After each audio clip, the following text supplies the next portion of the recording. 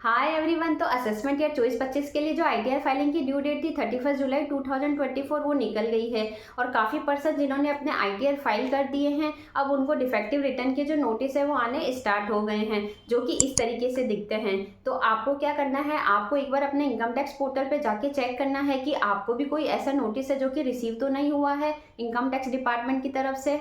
तो यदि आपके पास भी कोई इनकम टैक्स डिपार्टमेंट से डिफेक्टिव रिटर्न का नोटिस रिसीव हुआ है तो उस केस में आपको 15 दिन के अंदर उसका रेस्पॉन्स जो है वो डिपार्टमेंट को सबमिट करना पड़ेगा। तो hi everyone, this is CA Deepika Jain here and welcome back to my YouTube channel. तो आज की इस वीडियो में हम जानेंगे कि डिफेक्टिव रिटर्न जो है वो क्या है, इसको करेक्ट कैसे करना है, इसका प्रोसेस क्या है और डिफेक्टिव रिटर्न का नोटिस आने के क्या क्या रीज़न हो सकते हैं। तो यदि आपने भी अपनी आईटीआर जो है वो फाइल कर दी है तो आईटीआर फाइल करने तक ही आपका काम जो है वो खत्म नहीं होता है। अब आपको क्या करना है, इनकम टैक्स साइट पे जाके लॉगिन करना है और वहाँ पे चेक करना है कि आपको कोई डिफेक्टिव रिटर्न का नोटिस तो है वो नहीं आया है। और यदि मान लो अगर आपने अपनी आईटीआर जो है वो फाइल कर दी है लेकिन अभी तक ई वेरीफाई नहीं करी है तो 30 दिन के अंदर आपको आईटीआर जो है उसको ई वेरीफाई करना है, क्योंकि जब तक आपकी आईटीआर ई वेरीफाई नहीं होगी तो वो गवर्नमेंट के पास प्रोसेस होने के लिए नहीं जाएगी। अब आपकी आईटीआर अगर पेंडिंग इन प्रोसेस में बता रही है तो आपको वेट करना है इंटीमेशन का। अब गवर्नमेंट क्या करेगी, जब आपकी आईटीआर प्रोसेस हो जाती है तो आपकी मेल पर आपको एक इंटीमेशन जो है वो इशू की जाती है सेक्शन 143 सबसेक्शन 1 में। अब गवर्नमेंट के द्वारा जो ये इंटीमेशन इशू की जाती है तो उस इंटीमेशन के साथ में एक अटैचमेंट भी होती है। तो आपको क्या करना है, उस अटैचमेंट जो है उसको ओपन करना है और उस अटैचमेंट जो है उसको केयरफुली चेक करना है। अब यदि आपका कोई डिफेक्टिव रिटर्न का नोटिस आया है तो उस केस में आपका क्या रीज़न है डिफेक्टिव नोटिस का, वो आपकी इंटीमेशन जो है उसमें मेंशन होता है। साथ ही कई बार ऐसा होता है कि कई सारे पर्सन होते हैं जो कि रिफंड का वेट करते हैं जबकि एक्चुअल में उनका रिफंड बन ही नहीं रहा होता है। तो एक बार आपको अपनी इंटीमेशन जो है उसको जरूर चेक करना है आईटीआर फाइल करने के बाद में। तो अब यदि आपके पास भी कोई डिफेक्टिव रिटर्न का नोटिस आया है तो उसके क्या क्या रीज़न हो सकते हैं। तो फर्स्ट रीज़न ये हो सकता है कि आपने अपने रिटर्न में जितना टीडीएस क्लेम किया है उसके संबंध में आपने अपने रिटर्न में इनकम जो है वो कम शो की है या आपने इनकम ही शो नहीं की है। दूसरा रीज़न ये हो सकता है कि आपके 26 ईएस में या एआईएस या टीआईएस में जितनी इनकम आ रही है उससे कम इनकम है जो कि आपने अपने रिटर्न जो है उसमें शो की है। तीसरा रीज़न ये हो सकता है कि जो टैक्स पेयर का नाम आ रहा है इनकम टैक्स पोर्टल पर और जो पैन कार्ड में नाम आ रहा है वो दोनों आपस में मैच नहीं हो रहे हैं। चौथा रीज़न ये हो सकता है कि मान लो किसी पर्सन है जिसने अपनी बिजनेस की आईटीआर जो है वो फाइल की है लेकिन उस केस में उसने बैलेंस शीट और पीएनएल जो है वही अटैच नहीं किया है, तो उस केस में भी उसको डिफेक्टिव रिटर्न का नोटिस जो है वो आ सकता है।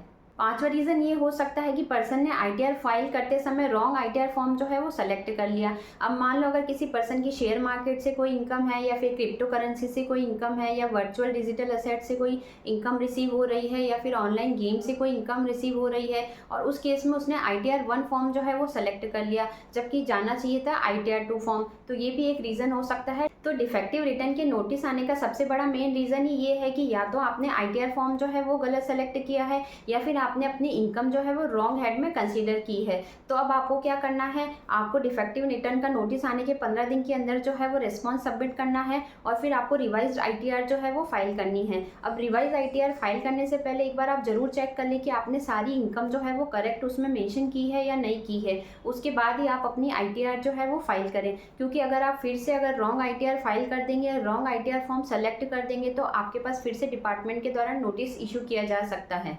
अब जैसे ही आपके द्वारा आईटीआर फाइल कर दी जाती है तो उसके बाद आपको क्या करना है, इनकम टैक्स की साइट पे जाना है और वहाँ पे जाके देखना है आपको कि आपकी आईटीआर जो है वो प्रोसेस हुई है या नहीं हुई है। अब जैसे ही आप डैशबोर्ड पे आते हैं तो आपको इस तरह की स्क्रीन जो है वो दिखाई देती है। यहाँ पे आपके पास एक रेड साइन आ रहा है जिसमें शो होता है कि आपकी जो रिटर्न है वो डिफेक्टिव हो गई है। अब आपकी जो आईटीआर है वो 4 स्टेप्स में कंप्लीट होती है। अब यहाँ पे एसएससी जो है उसने रिटर्न जो फाइल किया है वो 31 जुलाई 2024 को फाइल किया है और सेम डेट को ही उसके द्वारा रिटर्न जो है उसको ई वेरीफाई कर दिया है।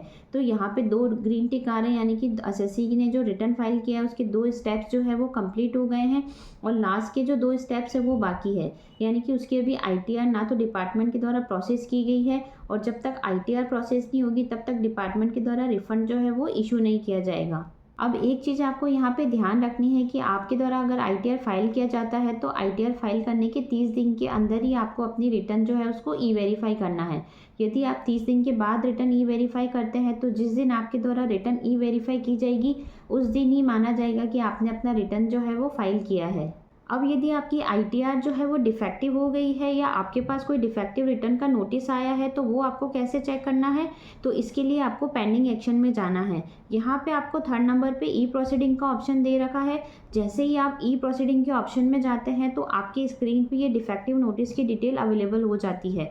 यहाँ साइड में आपको ऑप्शन भी दे रखा है व्यू नोटिस और ऑर्डर का। इस पर क्लिक करके आप ऑर्डर या नोटिस जो है वो भी देख सकते हैं। अब जब आप व्यू नोटिसेस में जाते हैं तो यहाँ पे आपको जो नोटिस है वो कौन से सेक्शन में इशू किया गया है उसकी डिटेल अवेलेबल होती है। डिड नंबर आपको अवेलेबल होते हैं, आपकी जो कम्युनिकेशन की डेट क्या है, रिस्पांस की डेट क्या है, आपने लास्ट रिस्पांस कब सबमिट किया। अब जैसे ही आप रिस्पांस सबमिट के ऑप्शन पे क्लिक करते हैं तो आपके पास स्क्रीन पे ये पेज जो है वो ओपन हो जाता है।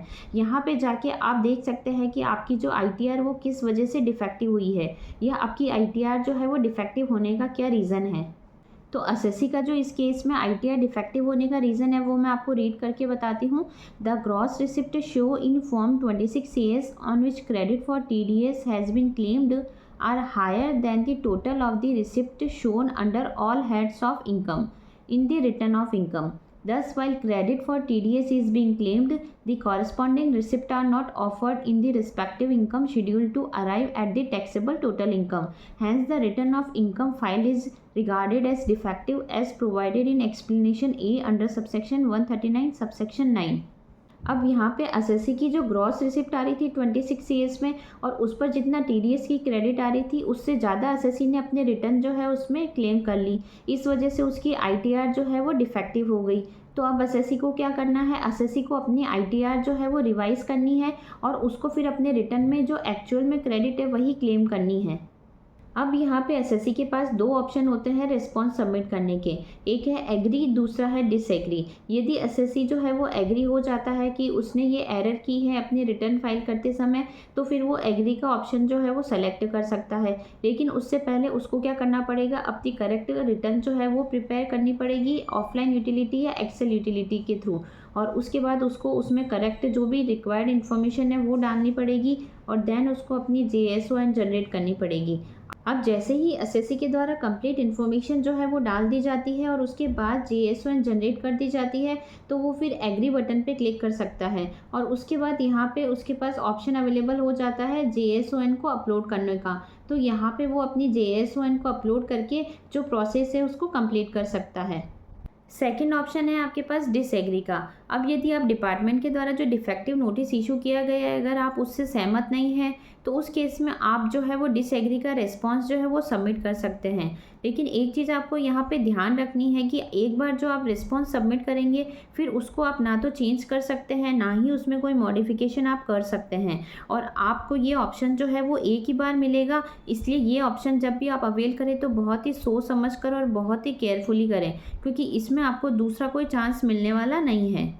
तो यदि आपके पास भी कोई डिफेक्टिव रिटर्न का नोटिस आया है तो सबसे पहले आपको क्या करना है, आपको उस नोटिस जो है उसको केयरफुली रीड करना है और अच्छे से समझना है कि ये नोटिस जो है वो आपको क्यों इशू किया गया है, आपके रिटर्न में क्या एरर थी जिसकी वजह से आपको ये नोटिस जो है वो आया है।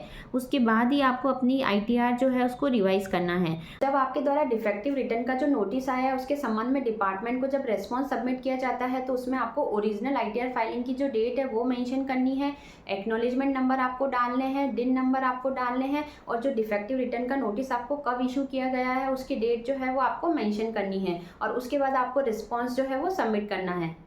तो आई होप आज की जो ये वीडियो है वो उन सभी के लिए इंपॉर्टेंट रही होगी जिनके पास डिफेक्टिव रिटर्न के नोटिस आए हैं। अब यदि आपके किसी फ्रेंड्स या रिलेटिव के पास भी अगर कोई डिफेक्टिव रिटर्न के नोटिस आए हैं तो ये वीडियो आप उनको शेयर कर सकते हैं। तो आई होप आज की जो ये वीडियो है वो आपके लिए काफ़ी यूजफुल रही होगी। वीडियो से अगर कुछ सीखने को मिला हो तो चैनल को लाइक, शेयर एंड सब्सक्राइब करना ना भूलें। मिलते हैं ऐसी किसी नेक्स्ट यूजफुल वीडियो के साथ, तब तक के लिए बाय बाय।